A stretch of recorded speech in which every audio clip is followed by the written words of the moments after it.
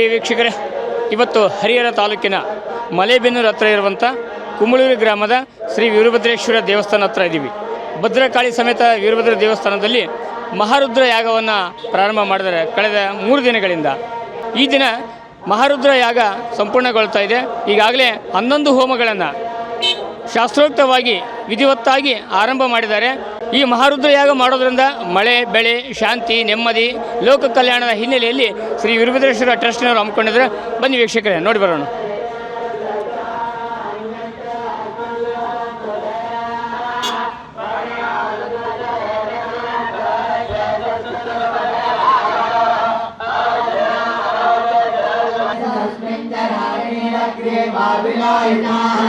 ये भूतानामधिपतयो ऋषिकाशक्तवर्तिनः ते अन्येषु विविध्यन्ति मात्रेषु विमोचनाः ये पदापति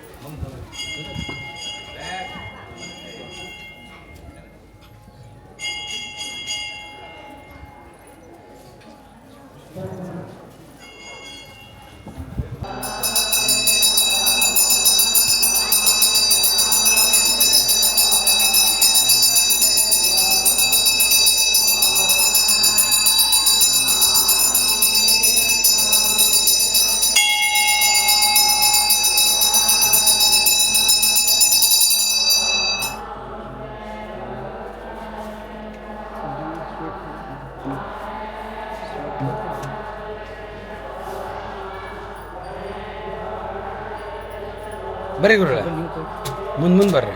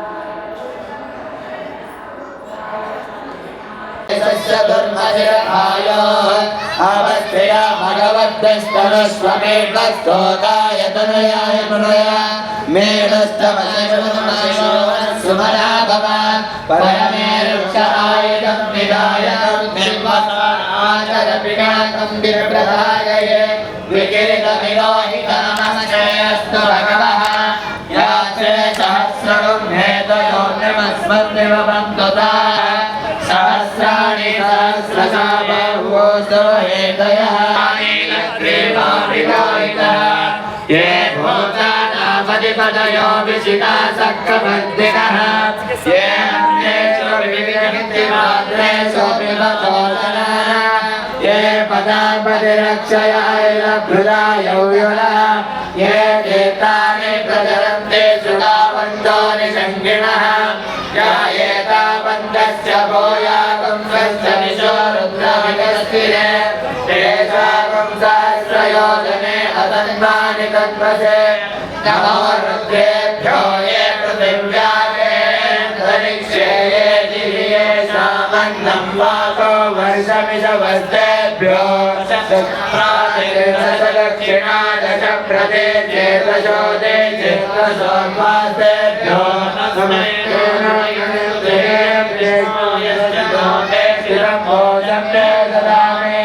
ब्रह्मकं निजामहे सुगन्धिं पुष्टिवर्धनम् उर्वारुकमिवबन्धनात् सहस्रमयुतं वाचामृत्यो मध्याय हन्तवे तामेघस्य मायया सर्वानवैरामहे वृद्धवे स्वाहा वृद्धवे स्वाहा प्राणानामर्त्यश्च मे प्रतिभस्तानश्च मे शुक्रश्च मे मन्ते च मायनश्च मे विश्वदेवश्च मे ध्रुवश्च मे वैश्वानरश्च मरुतर्वाश्च मे देवायाश्च मैत्राश्च मे वैश्वदेवश्च मे मरुत्वदीयाश्च मे मायेनश्च मादैत्रश्च मे सौमित्रश्च मे सारस्वतश्च मे उष्णश्च मे पाण्डीवनश्च मे आर्योजनश्च मे सप्तमोऽनुवाकः ॐ नमो भगवते रुद्राय ॐ नमस्ते रुद्रमन्नवभूतैषवे नमः नमस्ते अस्तु तन्मये भावभ्यामुदते नमः या शिवतमा शिवं भवो वदे नमः शिवाशरव्याया तव दया नो रुद्रमणय या ते रुद्र शिवा तनो शिवो नमोऽस्तु नीलग्रीवाय सहस्राक्षाय वेणुजे अदोये सत्त्वानां देभ्यो करं नमः प्रमञ्जलं वनस्पमयोराज्ञयोजा ಪ್ರಿಯ ವೀಕ್ಷಕರೇ, ಹರಿಹರ ತಾಲೂಕಿನ ಮಲೇಬೆನ್ನೂರು ಹತ್ರ ಇರುವಂಥ ಕುಂಬಳೂರು ಗ್ರಾಮದ ವೀರಭದ್ರೇಶ್ವರ ದೇವಸ್ಥಾನ ಅಂದರೆ ಭದ್ರಕಾಳಿ ಸಮೇತ ವೀರಭದ್ರ ದೇವಸ್ಥಾನದ ಸನ್ನಿಧಾನದಲ್ಲಿದ್ದೀವಿ. ಲೋಕ ಕಲ್ಯಾಣಾರ್ಥವಾಗಿ ಮಳೆ ಬೆಳೆ ಶಾಂತಿ ಸಮೃದ್ಧಿಗಾಗಿ ರಂಭಾಪುರಿ ಪೀಠದ ಜಗದ್ಗುರುಗಳ ಕೃಪಾಶೀರ್ವಾದದಿಂದ ಕಣ್ವ ಕುಪ್ಪಿ ಗುರುಗಳ ಆಶೀರ್ವಾದದಿಂದ ಇಲ್ಲೊಂದು ಮಹಾರುದ್ರಯಾಗ ನಡೀತಾ ಇದೆ. ಈ ಮಹಾರುದ್ರಯಾಗದ ನೇತೃತ್ವವನ್ನು ನಮ್ಮ ಬೆನಕಯ್ಯ ಶಾಸ್ತ್ರಿಗಳು ವಹಿಸಿಕೊಂಡಿದ್ದಾರೆ. ಆ ಕುರಿತು ಆ ಎಲ್ಲ ಮಾಹಿತಿಗಳನ್ನು ನಮ್ಮ ವೀಕ್ಷಕರಿಗೆ ಹಂಚಿಕೊಳ್ಳೋಣ. ಸರ್ ನಮಸ್ಕಾರ. ಸರ್ ನಮಸ್ಕಾರ. ಈ ಮಹಾರುದ್ರಯಾಗ ಯಾಕೆ ಮಾಡಬೇಕು, ಅದರ ಹಿನ್ನೆಲೆ ತಾವೆಲ್ಲ ನಮ್ಮ ವೀಕ್ಷಕರಿಗೆ ಮಾಹಿತಿಯನ್ನು ತಿಳಿಸ್ಕೊಡ್ಬೇಕಾಗಿ ವಿನಿಸ್ಕೊಳ್ತೀವಿ. ಸರ್, ಇದು ಯಾಗಗಳಲ್ಲಿ ಶ್ರೇಷ್ಠವಾಗಿರ್ತಕ್ಕಂಥ ಯಾಗ ಯಾವುದಾದ್ರೂ ಇದ್ದರೆ ಅದು ಮಹಾರುದ್ರ ಯಾಗ. ಮಹಾರುದ್ರ ಅಂದರೆ ಸಾಕ್ಷಾತ್ ಪರಶಿವ. ಈ ಜಗತ್ತಿಗೆ ಅಧಿಪತಿಗಳಾಗಿರ್ತಕ್ಕಂಥವ್ರು ಯಾರಾದರೂ ಇದ್ದರೆ ಅದು ಮಾತಾಪಿತರಾಗಿರ್ತಂಥ ಶಿವ ಪಾರ್ವತಿಯವರು. ಆ ಶಿವನನ್ನೇ ನಾವು ಮಹಾರುದ್ರ ಅಂತೇಳಿ ಕರಿತಾ ಇದ್ದೇವೆ. ಹಿಂದೆ ಋಷಿಮುನಿಗಳು ಈ ಯಾಗ ಯಜ್ಞಗಳು ಇವತ್ತಿನದಲ್ಲ, ಹಿಂದೆ ವೇದಗಳ ಕಾಲದಿಂದನೂ ಋಷಿಮುನಿಗಳ ಕಾಲದಿಂದನೂ ಬಂದಿರತಕ್ಕಂಥದ್ದು.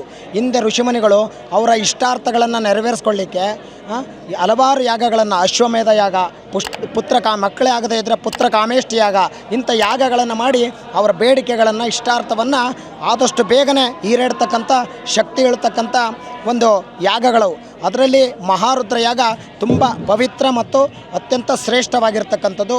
ಈ ಮಾಡ್ತಕ್ಕಂಥ ಉದ್ದೇಶ ಏನು ಅಂದರೆ, ಈಗ ಲೋಕ ಕಲ್ಯಾಣಕ್ಕೆ ದೇಶದಲ್ಲಿ ಮತ್ತು ಲೋಕದಲ್ಲಿ ಹಲವಾರು ಧರ್ಮಗಳ ಮಧ್ಯೆ ಒಂದು ಸಂಘರ್ಷಗಳು ನಡೀತಾ ಇದೆ. ಮತ್ತು ಹಲವಾರು ರೋಗ ರುಜಿನಗಳ ಆರೋಗ್ಯ ಸಮಸ್ಯೆ ಕಾಡ್ತಾ ಇದೆ. ಮತ್ತು ಆಹಾಕಾರ ನೀರಿಗೆ ಮುಖ್ಯವಾಗಿ ಮಳೆ ಇಲ್ಲ, ಮಳೆ ಬರ ಕಾಡ್ತಾ ಇದೆ, ಕ್ಷಾಮ ಕಾಡ್ತಾ ಇದೆ. ಆ ಜೀವ ಸಂಕುಲಕ್ಕೆ ದನಕರುಗಳಿಗೆ ಕುಡಿಯೋಕ್ಕೆ ನೀರು ಸಿಗ್ತಾ ಇಲ್ಲ ಕೆಲವೊಂದು ಕಡೆ. ಮತ್ತು ಜನಗಳಿಗೆ ಕುಡಿಯೋ ನೀರಿಗೆ ಪರದಾಡುವಂಥ ಪರಿಸ್ಥಿತಿ ಬಂದಿದೆ. ಮತ್ತು ರೈತರಿಗೆ ಬೆಳೆಗೆ ಸರಿಯಾದ ನೀರಿಲ್ಲ, ಅಡಿಕೆ ತೋಟಗಳು ಒಣಗ್ತಾ ಇದ್ದಾವೆ. ಇವೆಲ್ಲವನ್ನು ಮನಗೊಂಡು ನಮ್ಮ ವೀರಭದ್ರೇಶ್ವರ ಚಾರಿಟೇಬಲ್ ಟ್ರಸ್ಟ್ನ ಪದಾಧಿಕಾರಿಗಳು ನಾವು ಈ ದೇವಸ್ಥಾನದ ಪೂಜಾ ಪುನಸ್ಕಾರವನ್ನು ಉದ್ಘಾಟನೆಯನ್ನು ಮಾಡುವ ಸಂದರ್ಭದಲ್ಲೂ ಸಹಿತ ಹಲವಾರು ಇಲ್ಲಿಗೆ 3 ವರ್ಷ ಆಯಿತು ಪ್ರತಿಷ್ಠಾಪನೆಯಾಗಿ. 3 ವರ್ಷ ತುಂಬಿ 4ನೇ ವರ್ಷಕ್ಕೆ ಪಾದಾರ್ಪಣೆ ಮಾಡ್ತಾಯಿದೆ. ಈ ಒಂದು ಸಂದರ್ಭದಲ್ಲಿ ನಾವು ಈ ವಾರ್ಷಿಕೋತ್ಸವ ಒಂದು ಕಾರ್ಯಕ್ರಮವನ್ನು ಮಾಡಬೇಕು ಅಂತ ಹೇಳಿದಾಗ ನಮ್ಮ ಸಮಿತಿಯ ಎಲ್ಲ ಪದಾಧಿಕಾರಿಗಳು ಎಲ್ಲರೂ ಸೇರಿ ಒಂದು ಚರ್ಚೆಯನ್ನು ಮಾಡಿದ್ವಿ. ಏನು ಮಾಡಬೇಕು, ಯಾವ ಥರ ಮಾಡಬೇಕು, ಈಗ ನಾವು ಮಾಡಿದರೆ ಅದು ಲೋಕ ಕಲ್ಯಾಣ ಆಗಿರಬೇಕು, 4 ಜನಗಳಿಗೆ ಒಂದು ಒಳ್ಳೆಯದಾಗಬೇಕು, ಅಂಥ ಕಾರ್ಯವನ್ನು ಮಹತ್ ಕಾರ್ಯವನ್ನು ಮಾಡಬೇಕು ಅಂತೇಳಿ ನಾವೆಲ್ಲರೂ ಚರ್ಚೆಯನ್ನು ಮಾಡಿದಾಗ ಇವತ್ತಿನ ಪರಿಸ್ಥಿತಿಗೆ ಬರ ಮತ್ತು ಮಳೆ ಇಲ್ಲ. ಆ ವರುಣದೇವನ ಕೃಪೆಗಾಗಿ ಈ ಮಹಾರುದ್ರ ಯಾಗವನ್ನು ಮಾಡಬೇಕು. ಇಲ್ಲಿ ನೆಲೆಸಿರ್ತಕ್ಕಂಥನು ವೀರಭದ್ರ ಸ್ವಾಮಿ ಅಂದರೆ ಶಿವನ ಜಟೆಯಿಂದ ಅವರು ಅವತಾರ ಆಗಿರ್ತಕ್ಕಂಥ ಉದ್ಭವಿಸಿರ್ತಕ್ಕಂಥವನು ಮಹಾರುದ್ರ ವೀರಭದ್ರ ಸ್ವಾಮಿ. ಹಂಗಾಗಿ ಅವನಿಗೆ ಪ್ರೀತಿಯಾಗಿರ್ತಕ್ಕಂಥದ್ದು ಮಹಾರುದ್ರನ ಒಂದು ಯಾಗ ಯಾಗ.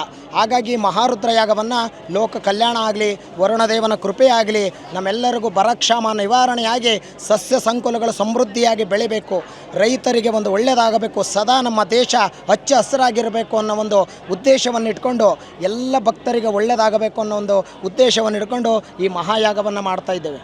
ದೇವಸ್ಥಾನದ ಆವರಣದಲ್ಲಿ ಎಷ್ಟು ಹೋಮ ಕುಂಡಗಳನ್ನು ತಾವು ಪ್ರತಿಷ್ಠಾಪನೆ ಮಾಡಿದ್ರಿ? ಮಹಾರುದ್ರ ಯಾಗ ಮಾಡಬೇಕಂದ್ರೆ ಇದು ಪದ್ಧತಿಗಳು ಮತ್ತು ನಿಯಮಗಳು ತುಂಬ ಇದ್ದಾವೆ. ಅಂದರೆ ರುದ್ರರು ಎಷ್ಟು ಜನ ಅಂದರೆ ಏಕಾದಶ ಅಂದರೆ 11 ಜನ. ಆ 11 ಜನರ ಸಂಕೇತವಾಗಿ ಒಂದು ಪ್ರಧಾನ ಕುಂಡವನ್ನು ಮಧ್ಯ ಮಾಡಿಕೊಂಡು ಮತ್ತು 10 ಕುಂಡಗಳನ್ನು ನಾವು ಇಲ್ಲಿ ಕುಂಡಗಳನ್ನು ಮಾಡಿ ಏಕಾದಶ ರುದ್ರ ಸಂಕೇತವಾಗಿ 11 ಕುಂಡಗಳಿಂದ ಮಹಾರುದ್ರ ಯಾಗವನ್ನು ಮಾಡ್ತಾ ಇದ್ದೇವೆ. ಕಳೆದ ಎಷ್ಟು ದಿನಗಳಿಂದ ಇದು ಬಸವ ಜಯಂತಿಗೆ ಪ್ರತಿ ವರ್ಷ ನಾವು ಪದ್ಧತಿಯಂತೆ ನಾವು ಬಸವ ಜಯಂತಿ ದಿವಸ ಪ್ರತಿಷ್ಠಾಪನೆಯಾಗಿ 3 ವರ್ಷ ಕಂಪ್ಲೀಟ್ ಆಗುತ್ತೆ. ನಾವು ಪ್ರತಿ ವರ್ಷ ವಾರ್ಷಿಕ ಪೂಜೆಯನ್ನು ಮಾಡುವ ಸಂದರ್ಭದಲ್ಲಿ ನಾವು ಏನಾದರೂ ಒಂದು ಪ್ರತಿ ವರ್ಷ ಒಂದೊಂದು ಕಾರ್ಯಕ್ರಮಗಳನ್ನು ಹಮ್ಮಿಕೊಳ್ತಾ ಇದ್ದೇವೆ. ಹಾಗಾಗಿ ಇದು ಬಸವ ಜಯಂತಿ 10ನೇ ತಾರೀಕು ಶ್ರೀಮದ್ ರಂಭಾಪುರಿ ಜಗದ್ಗುರುಗಳ ಮತ್ತು ನಾಡಿನ ಹಲವಾರು ಮಠಾಧೀಶ್ವರರ ಒಂದು ನೇತೃತ್ವದಲ್ಲಿ, ಅವರ ಅಧ್ಯಕ್ಷತೆಯಲ್ಲಿ, ಈ ದಿವ್ಯ ಸಾನ್ನಿಧ್ಯದಲ್ಲಿ ಈ ಕಾರ್ಯಕ್ರಮ 10ನೇ ತಾರೀಕು ಬೆಳಗ್ಗೆ 9ನೇ ತಾರೀಕು ಸಂಜೆಗೆ ಯಾಗಮಂಟಪ ಪ್ರವೇಶವನ್ನು ಮಾಡಿಕೊಂಡು ಮತ್ತು ರಂಭಾಪುರಿ ಜಗದ್ಗುರುಗಳ ಇಷ್ಟಲಿಂಗ ಮಹಾಪೂಜೆಯನ್ನು ನೆರವೇರಿಸಿ ಯಾಗಮಂಟಪವನ್ನು ಅವರಿಂದ ಉದ್ಘಾಟನೆ ಮಾಡಿಸಿ ಅಗ್ನಿಯನ್ನು ಸ್ಫುಟ ಮಾಡಿಸಿ 10ನೇ ತಾರೀಕು ಸಂಜೆಯಿಂದ 3 ದಿನಗಳ ಕಾಲ ಈಗ ನೆರವೇರ್ತಾ ಇದ್ದೇವೆ. ಈಗ ಕೊನೆಯ ಹಂತ ಅಂದರೆ ನಾವು ಪ್ರತಿ ದಿವಸ ಬೆಳಗ್ಗೆ ಪೂರ್ವಾರ್ಧ ಪೂಜೆ ಮತ್ತು ಮಧ್ಯಾಹ್ನದ ಸಂಜೆ ಮೇಲೆ ಉತ್ತರಾರ್ಧ ಪೂಜೆ ಅಂತೇಳಿ ಮಾಡ್ತಾಯಿದ್ವಿ. ರುದ್ರನ ಅಂದರೆ ರುದ್ರ ಪಾರಾಯಣ ಮಾಡಬೇಕಾದ್ರೆ ಈ ಮಹಾರುದ್ರ ಯಾಗದಲ್ಲಿ 1343 ಆಹುತಿಗಳು ಆಗಬೇಕು, ಅಂದರೆ ಆವೃತ್ತಿಗಳಾಗಬೇಕು, ರುದ್ರ ಪಾರಾಯಣಗಳಾಗಬೇಕು. ಆ ಒಂದು ನಿಟ್ಟಿನಲ್ಲಿ ನಾವು ಎಲ್ಲ ಕ್ರಮಬದ್ಧವಾಗಿ ಶಾಸ್ತ್ರೋಕ್ತ ಆಗಮೋಕ್ತವಾಗಿ ಕಾರ್ಯವನ್ನು ಮಾಡ್ಕೊಳ್ತಾ ಬಂದಿದ್ದೀವಿ. ವೇದಶಾಸ್ತ್ರ ಪುರಾಣಗಳಲ್ಲಿ ಶಿವ ದೊಡ್ಡವನು ಅಂತ ಹೇಳ್ತಾರೆ. ಆ ಉ ಮಾ ಅನ್ನುವಂಥ ಪ್ರಣವಾಕ್ಷರದಿಂದ ಉದ್ಭವಿಸಿದಂಥವನು ವಿಷ್ಣು ಕೂಡ ವಿಷ್ಣು ಪುರಾಣದಲ್ಲೇ ಬರ್ತಾನೆ. ಅಂಥ ಶಿವನನ್ನು ಆವಿರ್ಭರಿಸಿಕೊಂಡು ಮಳೆ ಬೆಳೆ ಸಂತೃಪ್ತಿಗೋಸ್ಕರ ಮಾಡ್ತಿರುವಂಥ ಈ ಒಂದು ಯಾಗ ಅಥವಾ ಯಜ್ಞದಲ್ಲಿ ಯಾವ್ಯಾವ ಹವಿಸ್ಸನ್ನು ತಾವು ಬಳಸ್ತೀರಿ? ನಾವು ಇಲ್ಲಿ ಮಹಾರುದ್ರ ಯಾಗವನ್ನು ಮಾಡಬೇಕಾದ್ರೆ ದಶ ಹವಿಸ್ಗಳು ಅಂತ ಬರ್ತವೆ. ಅಂದರೆ 11 ತರ್ತಕ್ಕಂಥ ವಿಶೇಷವಾಗಿರ್ತಕ್ಕಂಥ ದ್ರವ್ಯಗಳು, ಅವೆಲ್ಲ ವನಸ್ಪತಿಗಳು, ಅದ್ರ ಜೊತೆಗೆ 108 ಗಿಡಮೂಲಿಕೆ ವಸ್ತುಗಳಿರ್ತವೆ. ಅವೆಲ್ಲವನ್ನು ಹಾಕಿರ್ತಕ್ಕಂಥದ್ದು, ಅವನ್ನೆಲ್ಲ ನಾವು ನಿಮಗಲ್ಲೆಲ್ಲ ನೋಡ್ತಾ ಇದ್ದೀರಿ. ಅವೆಲ್ಲವನ್ನು ಸಹಿತ ನಾವು ದ್ರವ್ಯಗಳನ್ನು ಇಟ್ಟು ಎಲ್ಲ ಹೋಮಕ್ಕೆ ಆವಿರ್ಭಾಗವನ್ನು ಮಹಾರುದ್ರವನ ಹೆಸರು ಹೇಳ್ಬಿಟ್ಟು ಅದರಲ್ಲಿ ಕೊಡ್ತಾ ಇದ್ದೀವಿ. ಆ ಹವಿಸ್ಸುಗಳು ಒಂದಲ್ಲ ಎರಡಲ್ಲ ಸುಮಾರು 108 ವಸ್ತುಗಳು, ಗಿಡಮೂಲಿಕೆ ವಸ್ತುಗಳನ್ನು ಹಾಕಿಬಿಟ್ಟು ನಾವು ದಶದ್ರವ್ಯಗಳಿಂದ ಮಹಾರುದ್ರನನ್ನು ಸಂತೃಪ್ತಪಡಿಸ್ತಾ ಇದ್ದೀವಿ. ಆ ದಶದ್ರವ್ಯಗಳು ಯಾವ್ಯಾವು ಅಂದರೆ ಜವೆಗೋಧಿ, ಉದ್ದು, ತುಪ್ಪ, ಬೆಲ್ಲ ಮತ್ತು ಚೆರು ಅಂದರೆ ಗೋಧಿ ಪಾಯಸ, ಅದು ಮತ್ತು ಮುತ್ತಲ ಕಟ್ಟಿಗೆ, ಎಕ್ಕೆ, ಬಿಲ್ವಪತ್ರೆಯ ಕಾಯಿ ಮತ್ತು ಜವೆಗೋಧಿ, ಈ 10 ದಶ ವಸ್ತುಗಳಿಂದ ರುದ್ರನಿಗೆ ಆವಿರ್ಭಾಗವನ್ನು ಹವಿಸ್ಸನ್ನು ಕೊಡ್ತಾಯಿದ್ವಿ. ಯಾಗ ಯಜ್ಞ ಮಾಡೋದ್ರಿಂದ ಅಲ್ಲಿನಂಥ ಹೊಗೆ ಆಕಾಶಕ್ಕೆ ಹೋಗಿ ದೊಡ್ಡದಾದ ಒಂದು ಶಕ್ತಿ ಕೊಡುತ್ತೆ. ಎಷ್ಟೋ ಸಂದರ್ಭದಲ್ಲಿ ವೈಜ್ಞಾನಿಕವಾಗಿ ವೈಚಾರಿಕವಾಗಿ ಓಝೋನ್ ಪದರ ಹಾಳಾಗೋದನ್ನು ತಡೆ ಹಿಡಿಯುತ್ತೆ ಅನ್ನುವಂಥದ್ದು ವಿಜ್ಞಾನಿಗಳು ಹೇಳ್ತಾರೆ. ಅದ್ರ ಬಗ್ಗೆ ತಾವೇನು ಹೇಳ್ತಾರೆ? ಇದು ಹೋಮ ಅನ್ನತಕ್ಕಂಥದ್ದು ನೀವು ಹೇಳಿದಂತೆ ವಿಜ್ಞಾನ ಮತ್ತು ವೇದ ಎರಡಕ್ಕೂ ಸಹಿತ ಸಂಬಂಧಪಟ್ಟದ್ದು. ಉದಾಹರಣೆಗೆ ನಾವು ಇಂದಿನ ಇತಿಹಾಸವನ್ನು ನೋಡಿದಾಗ ಹಿರೋಶಿಮಾ ನಾಗಸಾಕಿಯಲ್ಲಿ ಅಣುಬಾಂಬ್ ಸ್ಪ್ರೆಡ್ ಆಯಿತು. ಅಲ್ಲಿ ಭಾರತೀಯರು ಆ ದೇಶದಲ್ಲಿ ವಾಸವಾಗಿದ್ದರು. ಅಲ್ಲಿ ಅಗ್ನಿಹೋತ್ರ ಹೋಮವನ್ನು ಮಾಡ್ತಾ ಇರ್ತಾರೆ. ಆ ಅಗ್ನಿಹೋತ್ರ ಹೋಮವನ್ನು ಮಾಡುವಂಥ ಸಂದರ್ಭದಲ್ಲಿ ಎಲ್ಲಿ ಆ ಹೋಮದ ಹವಿಸ್ಸನ್ನು ಕೊಟ್ಟಿದ್ದಾರೆ ಅಲ್ಲಿ ವಿಷಾನಿಲ ಸ್ಪ್ರೆಡ್ ಆಗಿಲ್ಲ. ಆ ವಿಷಾನಿಲ ಎಲ್ಲೂ ಹರಡಿಲ್ಲ. ಇನ್ನು ಉಳಿದಂಥ ಎಲ್ಲ ಭಾಗ ವಿಷ ಅನಿಲ ಹರಡಿ ಇದಾಗಿದೆ. ಅಂದರೆ ಉದಾಹರಣೆ ಅದೇ ಸಾಕ್ಷಿ. ಹೋಮದಲ್ಲಿ ಎಷ್ಟು ಶಕ್ತಿ ಇದೆ ಅಂದರೆ ಇದು ನಮಗೆ ದೈವಿಕವಾಗೂ ಸಹಿತ ನಮಗೆ ಶಕ್ತಿ ಕೊಡುತ್ತೆ ಮತ್ತು ವೈಜ್ಞಾನಿಕವಾಗೂ ಸಹಿತ ಎಲ್ಲ ಪರಿಸರವನ್ನು ಶುದ್ಧಿ ಮಾಡ್ತಕ್ಕಂಥದ್ದು ಈ ಹೋಮ. ಹೋಮ ಮಾಡುವ ಸಂದರ್ಭದಲ್ಲಿ ರುದ್ರ ನಮಕ ಚಮಕ ತಾವು ಹೇಳ್ತಾರೆ. ಆ ಒಂದು ಧ್ವನಿ ಭಾಳಷ್ಟು ಜನರಿಗೆ ಕೇಳಿದೆ. ಎಷ್ಟೋ ಜನ ರೋಗ ರುಜಿನಗಳು ವಾಸಿ ಆಗ್ತವಂತ ಆ ಒಂದು ಧ್ವನಿಯಿಂದ. ಅದ್ರ ಬಗ್ಗೆ ತಾವು ಹೇಳಿ ನಮ್ಮ ವೀಕ್ಷಕರಿಗೆ. ಅಂದರೆ ಈ ಮಹಾರುದ್ರ ಯಾಗದಲ್ಲಿ ಮುಖ್ಯವಾಗಿ ಬರ್ತಕ್ಕಂಥದ್ದೇ ರುದ್ರಪಾರಾಯಣ. ರುದ್ರಪಾರಾಯಣ ಅಂದರೆ 11 ನಮಕ 11 ಚಮಕಗಳು. ಆ 11 ನಮಕ ಚಮಕಗಳು ಎಷ್ಟು ಅರ್ಥಗಳಿದ್ದಾವೆ ಅಂದರೆ ಅದನ್ನು ಪಾರಾಯಣ ಮಾಡಿದವರಿಗೆ ಗೊತ್ತಿರುತ್ತೆ, ಅದನ್ನು ತಿಳಿದವರಿಗೆ ಗೊತ್ತಿರುತ್ತೆ. ಆ ರುದ್ರಪಾರಾಯಣದಲ್ಲಿ ನಮ್ಮ ಎಲ್ಲ ಕಷ್ಟ ನಷ್ಟಗಳನ್ನು ಭಗವಂತನ ಒಂದು ಕಡೆ ಆ ಭಗವಂತನ ಲೀಲೆಗಳನ್ನು ಹೊಗಳ್ತಕ್ಕಂಥದ್ದು, ಇನ್ನು ಒಂದು ಕಡೆ ನಮಗೆ ಬೇಕಾದ ಬೇಡಿಕೆಗಳನ್ನು ನಮ್ಮ ಬೇಕಾಗಿರ್ತಕ್ಕಂಥ ನಮಗೇನು ಆಗಬೇಕು ಕಷ್ಟ ಕಾರ್ಪಣ್ಯಗಳ ನಿವಾರಣೆ ಮಾಡೋದಿರ್ಬೋದು, ನಮ್ಮ ಜೀವಾತ್ಮ ಮುಕ್ತಿ ಹೊಂದಬೇಕು, ಇವೆಲ್ಲವಕ್ಕೂ ಬೇಕಾಗಿರ್ತಕ್ಕಂಥದ್ದನ್ನು ಒಂದು ಕಡೆ ಕೇಳಿಕೊಳ್ಳೋದು ಆ ರುದ್ರದೇವನನ್ನು. ಅದಕ್ಕೆ ಅಷ್ಟು ಶಕ್ತಿ ಇದೆ. ಅದು ಬರೀ ಪೂಜೆ ಕೇಳೋದ್ರಿಂದನೇ ಅಷ್ಟು ತುಂಬ ಪಾವಿತ್ರತೆ ಬರೀ ಕೇಳೋದ್ರಿಂದನೇ ಇದೆ. ಇನ್ನು ಅದನ್ನು ಅಭಿಷೇಕವನ್ನು ಮಾಡಿ ಆ ರುದ್ರಪಾರಾಯಣವನ್ನು ಮಾಡಿ ಶಿವನನ್ನು ಸಂತುಷ್ಟಿಗೊಳಿಸಿದರೆ ಅದು ಇನ್ನೂ ಹೆಚ್ಚಿನದಾಗಿ ಮಹತ್ವ ಶಕ್ತಿಯನ್ನು ಕೊಡ್ತಕ್ಕಂಥದ್ದು, ಮುಕ್ತಿಯನ್ನು ಕೊಡ್ತಕ್ಕಂಥದ್ದಾಗಿದೆ. ಯಾವುದೇ ಒಂದು ಹೋಮ ಮಾಡಬೇಕಾದ್ರೆ ಅಥವಾ ಯಾಗ ಮಾಡಬೇಕಾದ್ರೆ ತನ್ನದೇ ಆದ ಒಂದು ನಿಯಮಗಳಿವೆ. ಬಹುಶಃ ಈ ಒಂದು ವೇದಿಕೆ ಮೇಲೆ ನೋಡಿದ್ರೆ ಅನೇಕ ದೇವತೆಗಳೇ ಇಲ್ಲ ವಿಶ್ರಮಿಸ್ತಾರೆ ಅನಿಸುತ್ತೆ.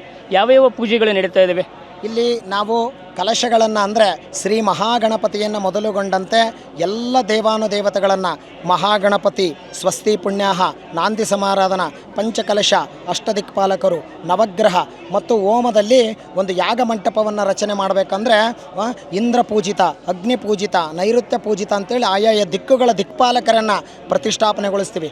ಮತ್ತು ಶತರುದ್ರರು ಅಂತಿದ್ದಾರೆ. ಶತರುದ್ರರು ಅಂದರೆ 108 ಜನ ರುದ್ರರ ಸಂಕೇತವಾಗಿ ಸುತ್ತಲೂ ಕಲಶಗಳನ್ನು ಮತ್ತು ಸಂವತ್ಸರಗಳು 60 ಸಂವತ್ಸರಗಳು, ನಕ್ಷತ್ರಗಳು, ಯೋಗ ತಿಥಿಕರಣಗಳ ಕಲಶಗಳನ್ನು ಪ್ರತಿಷ್ಠಾಪನೆ ಮಾಡಿ ನಾವು ಎಲ್ಲವನ್ನು ಶಾಂತಿ ವಿಧಿಯುಕ್ತವಾಗಿ ಕಾರ್ಯಕ್ರಮವನ್ನು ಮಾಡ್ತಾ ಇದ್ದೇವೆ. ಈ 3 ದಿನಗಳ ಈ ಮಹಾರುದ್ರ ಯಾಗದಲ್ಲಿ ಅನೇಕ ಜನ ಪುರೋಹಿತರು ಅಥವಾ ನಮ್ಮ ಶಾಸ್ತ್ರಿಗಳು ಬಂದಾರೆ. ಯಾವ ಮೂಲೆಯಿಂದ ಶಾಸ್ತ್ರಿಗಳು ಬಂದಾರ, ಅವರ ಸೇವೆ ಏನು ತಿಳಿಸ್ಕೊಡಿ. ಈ ಮಹಾರುದ್ರ ಯಾಗದಲ್ಲಿ ಇದು ಯಾವುದೇ ಒಂದು ಯಾಗಗಳನ್ನು ಮಾಡಬೇಕಾದ್ರೆ ಒಬ್ಬ ವ್ಯಕ್ತಿಯಿಂದ ಅಲ್ಲ. ಇವತ್ತು ನಮ್ಮ ವೀರಭದ್ರೇಶ್ವರ ಚಾರಿಟೇಬಲ್ ಟ್ರಸ್ಟ್ನವರು ಮಾಡಿದ್ದಾರೆ ಅಂದರೆ ಅದಕ್ಕೆಲ್ಲ ಎಲ್ಲರೂ ಸಹಕಾರ, ವೀರಭದ್ರೇಶ್ವರ ಚಾರಿಟೇಬಲ್ ಟ್ರಸ್ಟ್ನವ್ರು ಕೊಟ್ಟಿರ್ತಕ್ಕಂಥ ಒಂದು ಆ ಸಹಕಾರದಿಂದ ಎಲ್ಲ ಪುರೋಹಿತರು ಅದಕ್ಕೆ ಸರಿಯಾಗಿ ಸಾಥನ್ನು ಕೊಟ್ಟಿದ್ದಾರೆ. ಅಂದರೆ ಅವರು ಇವತ್ತು ನೋಡಿ ಒಂದು ಕಡೆ ಭಾಗದಿಂದ ಬಂದಿಲ್ಲ. ದಾವಣಗೆರೆ, ಶಿವಮೊಗ್ಗ, ಚಿಕ್ಕಮಗಳೂರು ಮತ್ತು ಹಾವೇರಿ, ಗದಗ, ಗುಲ್ಬರ್ಗ, ಬಳ್ಳಾರಿ ಎಲ್ಲ ಮೂಲೆಗಳಿಂದ ಒಬ್ಬೊಬ್ಬರು ಪುರೋಹಿತರು, ಒಟ್ಟು 61 ಜನ ಪುರೋಹಿತರು ಈ ಯಾಗದಲ್ಲಿ ಬಂದು ಭಾಗವಹಿಸಿ ತಮ್ಮದೇ ಆದಂಥ ವೇದ ಮಂತ್ರಗಳನ್ನು, ಋಗ್ವೇದ ಯಜುರ್ವೇದದಿಂದ ಕಲ್ತಿರ್ತಕ್ಕಂಥ ರುದ್ರ ಪಾರಾಯಣವನ್ನು ಇಲ್ಲಿ ಪಾರಾಯಣವನ್ನು ಮಾಡುವ ಮುಖಾಂತರ ಭಕ್ತರಿಗೆ, ಅಂದರೆ ಈ ಯಾಗವನ್ನು ಮಾಡ್ತಕ್ಕಂಥವ್ರು ಎಲ್ಲ ಪುರೋಹಿತರು ಇಲ್ಲಿ ಮಂತ್ರಘೋಷವನ್ನು ಮಾಡ್ತಾ ಇದ್ದಾರೆ. ನೀವು ಅಲ್ಲಿ ನೋಡ್ತಾ ಇರ್ಬೋದು. ಆ ಮಂತ್ರಘೋಷ ಇದು ಯಾರು ಅವರು ವೈಯಕ್ತಿಕವಾಗಿ ಮಾಡ್ತಾ ಇಲ್ಲ. ಲೋಕ ಕಲ್ಯಾಣ ಆಗಲಿ, ವರುಣದೇವನ ಕೃಪೆ ಆಗಲಿ, ಬಂದಂಥ ಈ ಕ್ಷೇತ್ರದ ಎಲ್ಲ ಭಕ್ತರಿಗೆ ಒಳ್ಳೆಯದಾಗಲಿ ಅನ್ನೋ ಪುರೋಹಿತ ಅಂದರೆ ಪರರ ಹಿತವನ್ನು, ಆ ಹಿತವನ್ನು ಬಯಸ್ತಕ್ಕಂಥವ್ರು ಪುರೋಹಿತರು. ಆ ಪುರ ಅಂದರೆ ಒಂದು ನಾವು ಎಲ್ಲಿ ವಾಸವಾಗಿರ್ತೀವಿ, ನಾವು ಎಲ್ಲಿರ್ತೀವಿ, ಅವರೆಲ್ಲರ ಹಿತವನ್ನು ಬಯಸ್ತಕ್ಕಂಥವ್ರು ಪುರೋಹಿತರ ಕರ್ತವ್ಯ. ಅಂಥ ಒಂದು ಮಹತ್ ಕಾರ್ಯವನ್ನು ಪುರೋಹಿತರು ಮಾಡ್ತಾ ಇದ್ದಾರೆ. ಶಾಸ್ತ್ರಿಗಳಿಗೆ ಯಾವುದೇ ಕಾರ್ಯಕ್ರಮ ಮಾಡಬೇಕಾದ್ರೆ ಪೂರ್ವ ಮತ್ತು ಉತ್ತರಕ್ಕೆ ದೇವತೆಗಳನ್ನು ಮುಖ ಮಾಡಿನೇ ಆರಂಭ ಮಾಡ್ತಾರೆ. ಅದರ ಹಿನ್ನೆಲೆ ಏನು ನಮ್ಮ ವೀಕ್ಷಕರು ತಿಳಿಸಿ. ಈಗ ಅಷ್ಟದಿಕ್ಪಾಲಕರಲ್ಲಿ ಶುಭವನ್ನು ಕೊಡ್ತಕ್ಕಂಥ ದಿಕ್ಕುಗಳಂದರೆ ಇಂದ್ರ ಮತ್ತು ಕುಬೇರ ಅಂತ. ಇಂದ್ರ ಯಾವುದೇ ಒಂದು ಪೂಜೆ ಪುನಸ್ಕಾರಗಳನ್ನು ಮಾಡಿದರೆ ನಾವು ಪೂರ್ವಾಭಿಮುಖವಾಗಿ ಮಾಡೋದ್ರಿಂದ ನಾವು ಮಾಡ್ತಕ್ಕಂಥ ಪೂಜೆ ಪುನಸ್ಕಾರಗಳು ಸಿದ್ಧಿಯಾಗುತ್ತೆ. ಆ ಒಂದು ಹಿನ್ನೆಲೆ. ಮತ್ತು ಕುಬೇರ ಅಂತ ಅಂದರೆ ಆ ಕುಬೇರ ದಿಕ್ಕಿನಲ್ಲಿ ಇರತಕ್ಕಂಥ ದೇವತೆಯೂ ಸಹಿತ ನಾವು ಯಾವುದೇ ಒಂದು ಧರ್ಮ ಕಾರ್ಯವನ್ನು ಮಾಡಬೇಕಾದ್ರೆ ಉತ್ತರಾಭಿಮುಖವಾಗೇ ಮಾಡಬೇಕು ಅಂತಂದೇಳಿ ಶಾಸ್ತ್ರಗಳಲ್ಲಿ ಇದೆ. ಯಾಕೆ ಮಾಡಬೇಕು ಅಂತ ಹೇಳಿದರೆ, ನಾವು ಯಾವುದೇ ಒಂದು ಕಾರ್ಯವನ್ನು ಮಾಡಬೇಕು ಅಂತಂದರೆ ನಾವು ಒಂದು ಅಭಿವೃದ್ಧಿಯ ಮುಖವನ್ನು ನೋಡಿಕೊಂಡೇ ಮಾಡಬೇಕು. ಅಂದರೆ ನಾವು ಏನವನ್ನು ಮಾಡಬೇಕಾದ್ರೆ ನಾವು ಏನಾದರೂ ಒಂದು ವಸ್ತುವನ್ನು ಖರೀದಿ ಮಾಡ್ತೀವಿ ಅಂದರೆ ಅದರಿಂದ ವೃದ್ಧಿ ಆಗಲಿ ಅನ್ನೋ ಉದ್ದೇಶಕ್ಕೆ.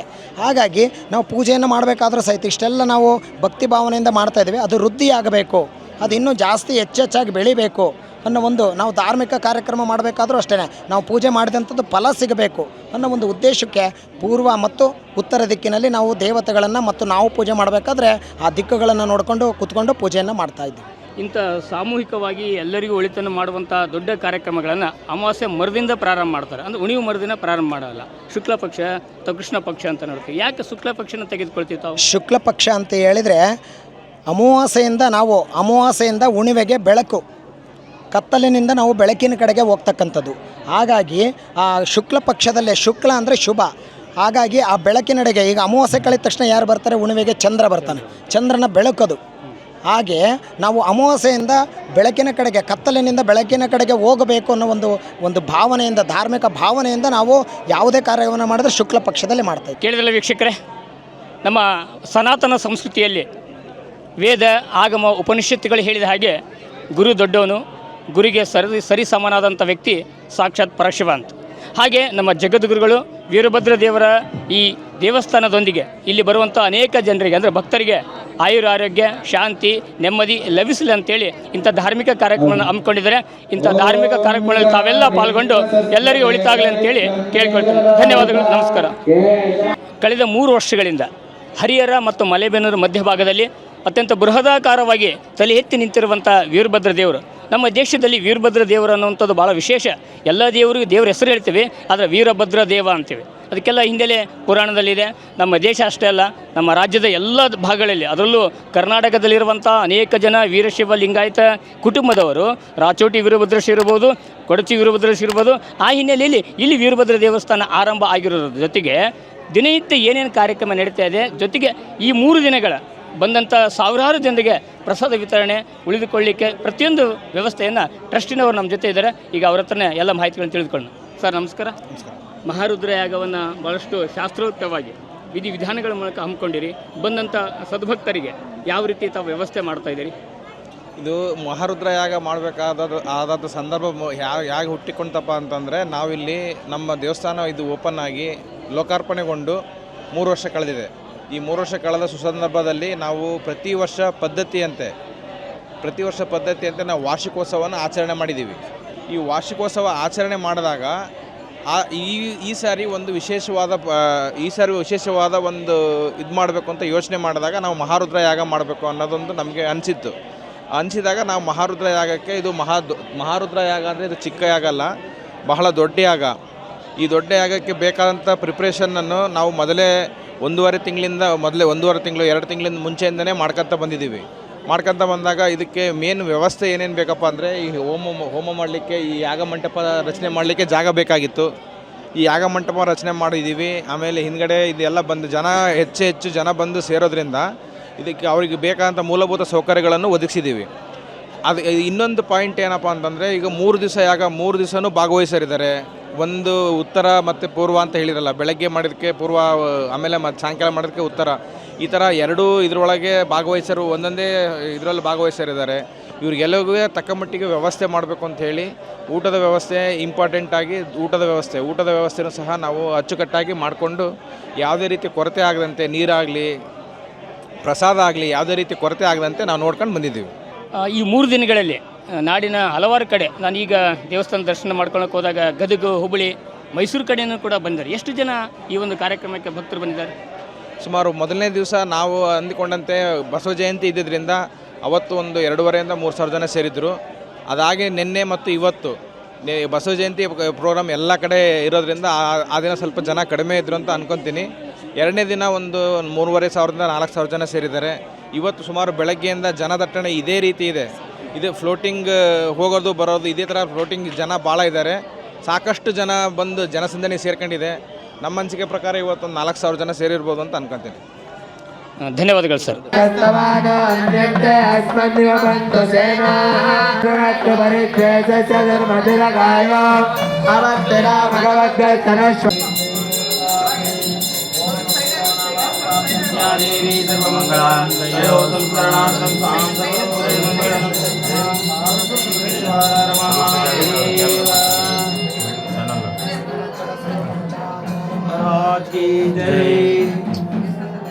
ಸ್ವಲ್ಪ ಅದರ ಒಂದು ನಿಮಿಷ ಫೋಟೋ ಬಾರು ಆಯ್ತಾ ನಿಮ್ಮದು? ಆಯ್ತಾರೆ ಹೊರಗಿಡ್ಬೇಕು.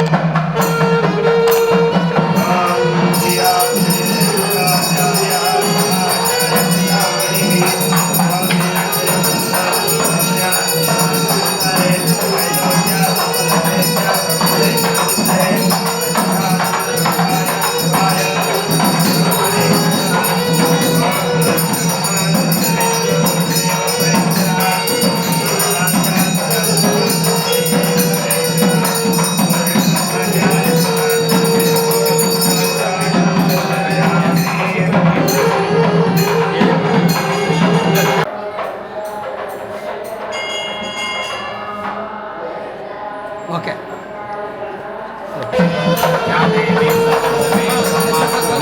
नमस्तस्यै नमस्तस्यै नमस्तस्यै नमो नमः या देवी सर्वभूतेषु दयारूपेण संस्थिता नमस्तस्यै नमस्तस्यै नमस्तस्यै नमो नमः या देवी सर्वरूपेषु विद्यारूपेण संस्थिता नमस्तस्यै नमस्तस्यै नमस्तस्यै नमो नमः या देवी सर्वरूपेषु क्षयारूपेण संस्थिता नमस्तस्यै नमस्तस्यै नमस्तस्यै नमो नमः या देवी सर्वरूपेषु शुद्रारूपेण संस्थिताः नमस्तस्यै नमस्तस्यै नमस्तस्यै नमो नमः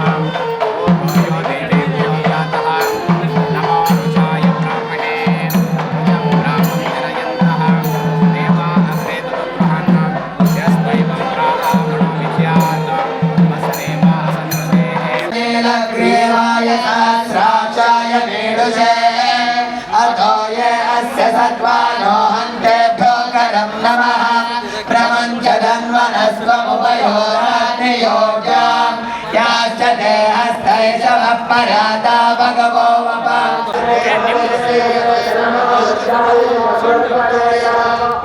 ನಕ್ಷತ್ರ ಟಿವಿ ಲೋಕಲ್ ನ್ಯೂಸ್, ಇದು ನಿಮ್ಮದೇ ಧ್ವನಿ.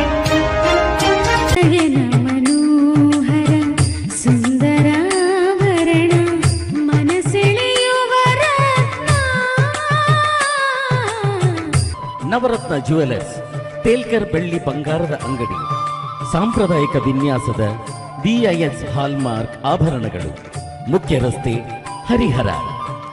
ಕಳೆದ 40 ವರ್ಷಗಳಿಂದ ಹರಿಹರದಲ್ಲಿ ಜನಪ್ರಿಯತೆಯನ್ನು ಹೊಂದಿ ಉತ್ತಮ ಸೇವೆ ನೀಡುತ್ತಿರುವ ಬೊಂಗಾಳಿ ಸ್ಟೀಲ್ ಟ್ರೇಡರ್ಸ್ ಈಗ ನಾವು ಹರಿಹರದ ಪ್ರಮುಖ ಇಂಡಸ್ಟ್ರಿಯಲ್ ಸಪ್ಲೈಯರ್ ಆಗಿದ್ದೇವೆ. ಇಂದೇ ಭೇಟಿ ಕೊಡಿ. ನಿಮ್ಮ ನಿರಂತರ ವಿಶ್ವಾಸವೇ ನಮ್ಮ ಗುರಿ. Bongali steel traders, head post office ಹತ್ತಿರ, ಬೊಂಗಾಳೆ ಬಿಲ್ಡಿಂಗ್, ಹರಿಹರ.